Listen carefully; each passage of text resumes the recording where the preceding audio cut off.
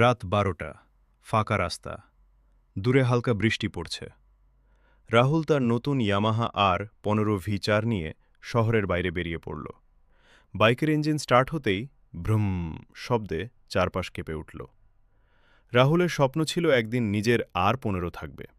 অনেক কষ্ট করে টাকা জমিয়ে অবশেষে সে বাইকটা কিনেছে। কালো আর নীল রঙের স্পোর্টি লুক দেখে সবাই তাকিয়ে থাকে। সেদিন রাতে তার বন্ধু অর্ণব ফোন করে বলল, চল হাইওয়েতে ছোট্ট একটা রাইড দিই। দুজন বেরিয়ে পড়ল। রাস্তার দুই পাশে আলো, ঠান্ডা বাতাস আর বাইকের স্পিড, সব মিলিয়ে যেন সিনেমার দৃশ্য। হঠাৎ সামনে একটা ছোট্ট কুকুর রাস্তা পার হচ্ছিল। রাহুল দ্রুত ব্রেক করল। এবিএস থাকার কারণে বাইক স্লিপ করল না। কুকুরটাও বেঁচে গেল। অর্ণব বলল, স্পিড ভালো, কিন্তু কন্ট্রোল আরও গুরুত্বপূর্ণ। রাহুল হেসে বলল, আজ বুঝলাম সত্যিকারের রাইডার শুধু দ্রুত চালায় না, নিরাপদেও চালায়। তারপর দুজন রাস্তার পাশে দাঁড়িয়ে গরম চা খেল। বৃষ্টির ফোঁটা পড়ছে, আর পাশে দাঁড়িয়ে চকচক করছে R15।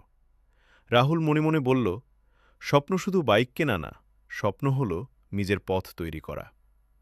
ভোর ৪টা, পুরো শহর তখনও ঘুমিয়ে।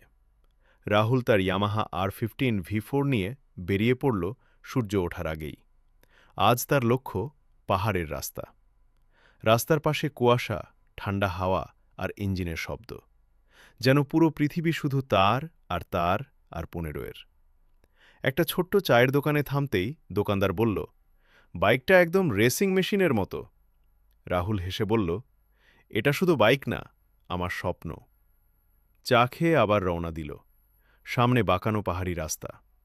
রাহুল ধীরে ধীরে বাইক চালাচ্ছিল, কারণ সে জানত পাহাড়ে কন্ট্রোল সবচেয়ে গুরুত্বপূর্ণ।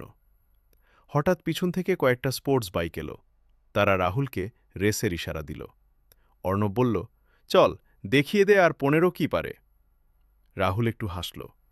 তারপর শান্ত গলায় বলল, রাস্তায় রেস না, নিরাপদে রাইড করাই আসল স্টাইল। সবাই অবাক হয়ে গেল।